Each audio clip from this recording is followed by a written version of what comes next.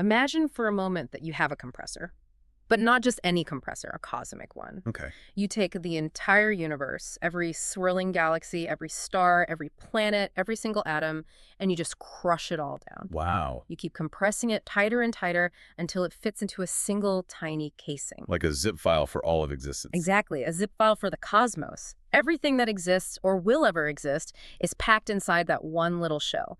It's a heavy image, but it's the starting point for today's deep dive. Yes. We're looking at a text that basically claims to have the decompression key for that file. It's a fascinating and honestly a pretty intense piece of writing.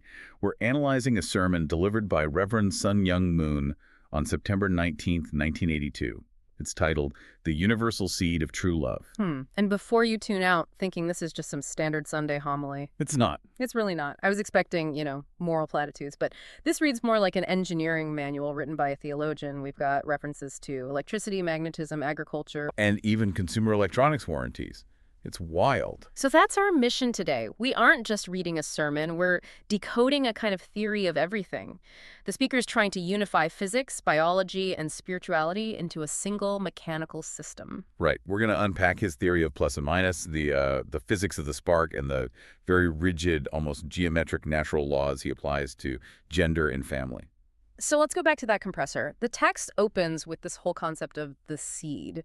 Why start there? I mean, why not start with God or man? Because for the speaker, the seed is the ultimate blueprint.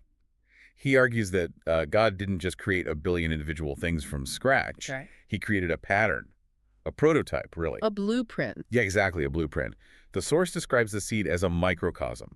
If you peel off the cover of any seed, what do you find? Biology 101, you get, what, two halves cotyledons, I think they're called, and a little embryo tucked inside? Right. And the speaker really latches onto that structure. He says those two halves are plus and minus. And that tiny embryo, that's the origin of life. Okay. But here's the insight. That embryo is helpless on its own. It can't generate life unless those two halves, the plus and the minus, are held together in perfect unity. And this leads to his first big definition, right? He talks about the skin of the seed. Yes. He asks, why does a seed have a skin? It's not just packaging. He argues that the skin's primary function is to bind the plus and minus together. To hold it all in place. Exactly. If the skin breaks, the halves separate, the embryo dies, and the seed just rots. And then he scales this up to the cosmic level. He says the universe itself has a protective skin. And that skin is love. That's the claim. He's saying that love isn't just an emotion or a feeling, it's a structural containment field. It's the force that keeps the plus and minus elements of the universe from flying apart into chaos. So without it, everything just disintegrates. That's his view. Existence itself essentially falls apart. Okay, so we've got this biological metaphor, but then he pivots hard into physics. He starts talking about magnetism. I found this part interesting because he frames attraction not as a choice, but as, well, a law of nature. This is his universal magnetism concept. He points to the Earth, North Pole, South Pole. They're constantly pulling on each other. And he applies this directly to human relationships. To men and women. Right. He states that men and women are pulled together by a literal magnetic force.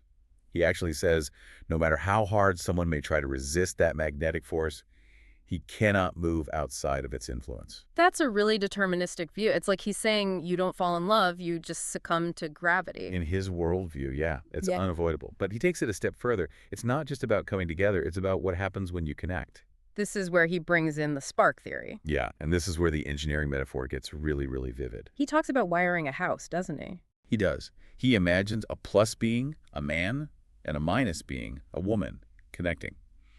He says when that circuit closes in true love, it generates high voltage energy. It creates light and heat. But he's not just being poetic about passion here. No, not at all. He claims this heat performs a metallurgical function. Metallurgical, you mean like smelting? Exactly. He argues that this heat burns away impure elements. The text says all that remains is the genuine, pure conductivity of electricity. This is a crucial insight into his theology. True love is a purification mechanism. So in his system, you can't just pray the sin away. You have to literally burn it away through this relationship. That seems to be the implication. It's a functional process. Yeah. And he contrasts this spiritual electricity with the physical world specifically with the concept of entropy. You mentioned the consumer electronics earlier. Right, this is where the Cadillac comes in. Yeah. I love that example because it's so American. He says, okay, you buy a brand new Cadillac, best car on the road. But what happens to it? It rusts, the engine wears out, entropy, things fall apart. Right. He says everything in the physical universe is subject to decay. Machines wear out, our bodies wear out. But then he posits that true love is the singular anomaly in the universe. The thing that doesn't break down. Right. He claims it creates an energy loop that actually defies entropy. He uses that example of the couple on the beach. He says he watched a young couple pressing their heads together for 30 minutes. Which, let's be honest, is a long time to press heads together. A very long time. But his point was that if it's true love, they could do that for hundreds of thousands of years and never get bored. It's a bold claim. Yeah. He's suggesting that spiritual energy actually increases with use, while mechanical energy always decreases. This is the hook for the listener, right? He's offering a power source that never ever runs out. Who wouldn't want that? But, and there's always a but, accessing this infinite power source isn't free. Not at all. The text shifts gears here pretty abruptly. We go from this romantic infinite energy to what sounds like a grueling boot camp. That's the tuition for the course. The speaker transitions into this University of Life metaphor. He explicitly tells his followers that the goal of their whole existence is to earn a license of true love. And just like a PhD, you don't get the degree just by showing up. No. And he makes it very clear who the dean of this university is. He positions himself as the professor in charge. Yeah, he says the PhD candidate can never receive his degree until the professor in charge signs for him. It's a moment of just, well, supreme authority in the text. He's the gatekeeper. And his teaching methods are, well, they wouldn't pass a modern ethics board. He talks about grinding down his students. He's very open about it. He recounts how when leaders come to visit him, he keeps them up until 3 a.m. for 3 or 4 days in a row. He says, soon they're all worn out because their scale of thinking is different from mine. He seems to view sleep deprivation as a teaching tool. As a pedagogical tool, yes. Yep. He also brings up the Ocean Church. I wasn't familiar with this, but the text paints a really stark picture. What was that? This is a program where he sent members out onto boats. We're Right. talking waking up at 3 a.m., going out on cold water, staying out past midnight. He admits, quote, "Nobody likes it. My family seems to suffer. The leaders don't like it. The members don't like it." So why do it? If it's universally hated, what's the strategic value? He justifies it with what I'm calling wave logic. He observes that a boat has to smash through these rough waves to get to the open sea. He frames this as a natural law. Difficulty at the beginning guarantees prosperity later. I am pushing you up a steep mountain. That's the wind. So the suffering is the curriculum. Precisely. He argues that he wants his followers to hit the peaks of human experience and go down deeper than anyone else. He has this line that really stood out. I have no awards to give to easygoing people. In his physics, friction creates capacity. Okay, so you can't hold the high voltage of true love if you haven't been hardened by the process. That's it. It's like he's building a high-capacity battery. You have to stress the materials to make them hold the charge. That is exactly the engineering logic he's using. Speaking of hard battles, there is a detour in this sermon that I just did not see coming. Framed We're talking about spiritual physics, and then suddenly we're talking about General Douglas MacArthur and a Hollywood movie. It is a jarring shift for a modern reader. But in 1982, this was front and center. He brings up the movie Inchon, which was a film produced by the movement, and he reveals that it cost $60 million, a massive sum at the time. And he connects this movie to the salvation of America. He does, and this is where his historical cycles theory comes into play. He refers to General MacArthur as a heavenly Caesar. Wow, that's a loaded title, Heavenly Caesar. It's very intentional. He draws a parallel to the Roman Empire. He notes that Jesus lived under the Roman Empire, but he and the empire were never united. He argues that if Jesus and Rome had united, the world would have been restored right then and there.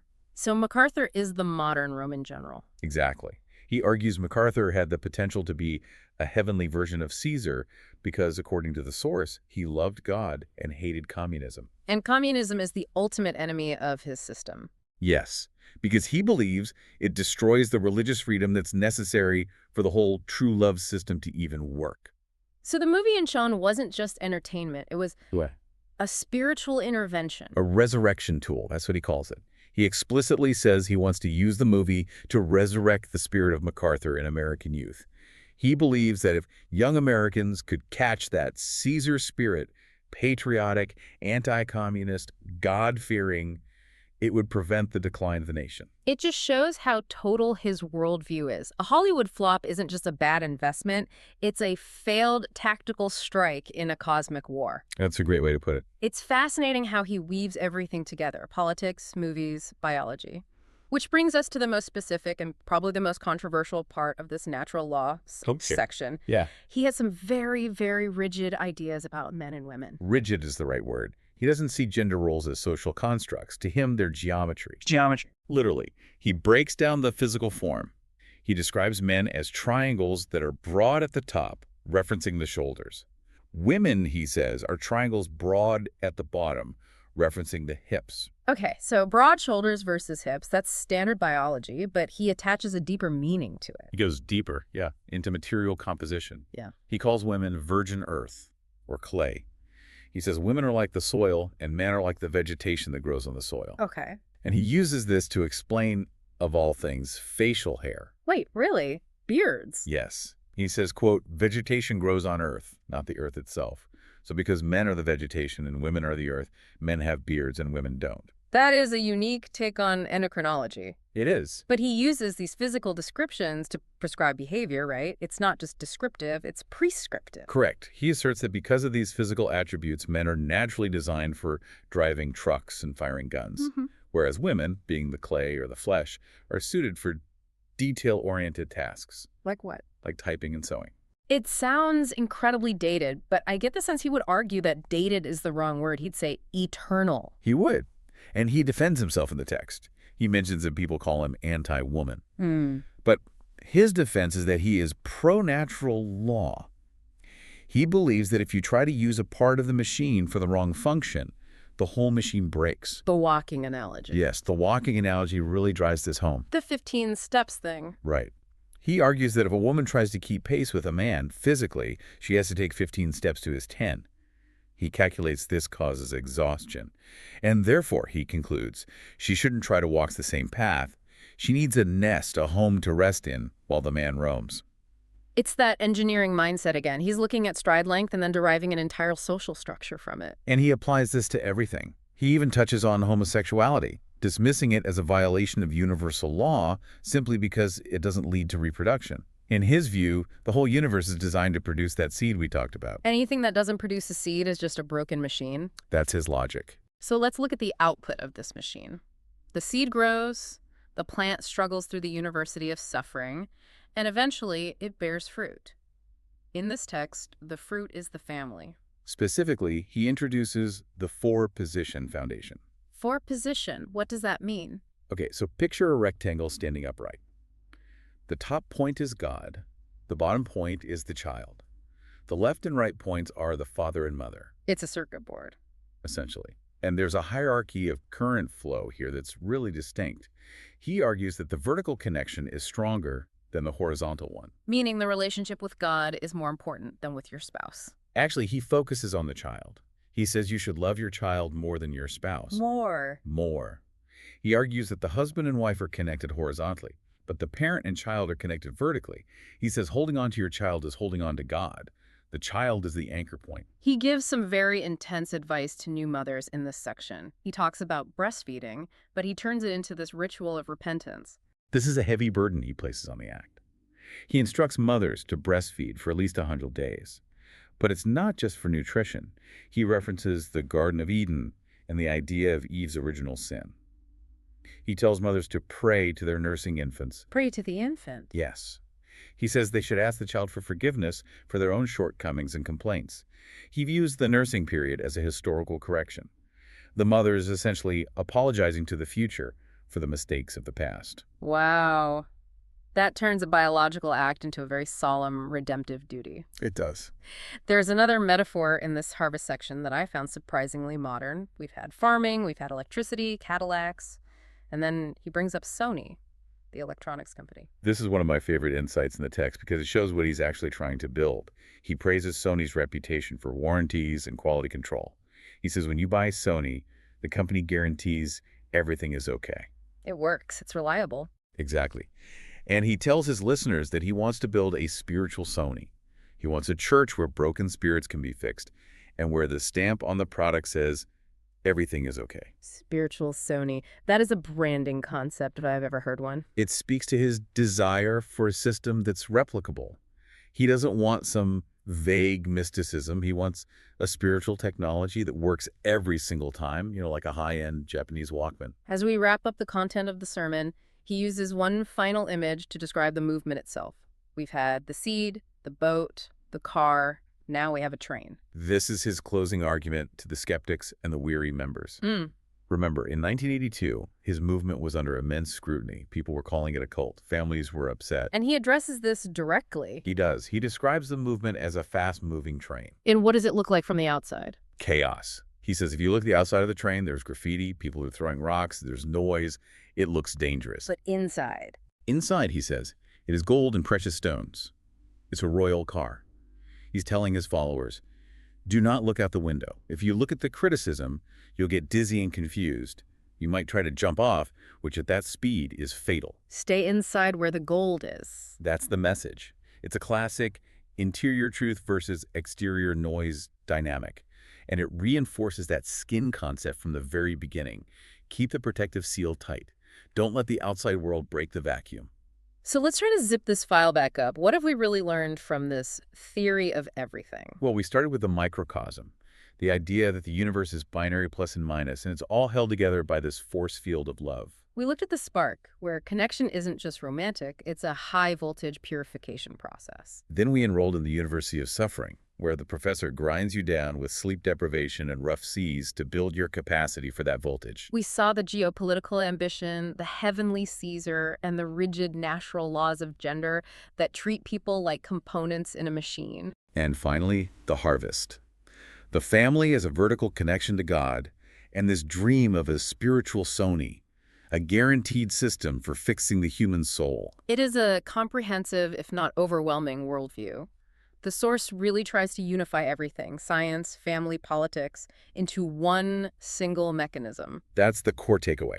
For the speaker, there's no separation between church and state or between physics and theology. Yeah. The way you sit in a chair, the way you pray, the way you vote, the way the planets orbit, it's all governed by the exact same law. The tension, of course, is that to achieve this infinite, non-decaying love, the source demands absolute submission to these very rigid laws.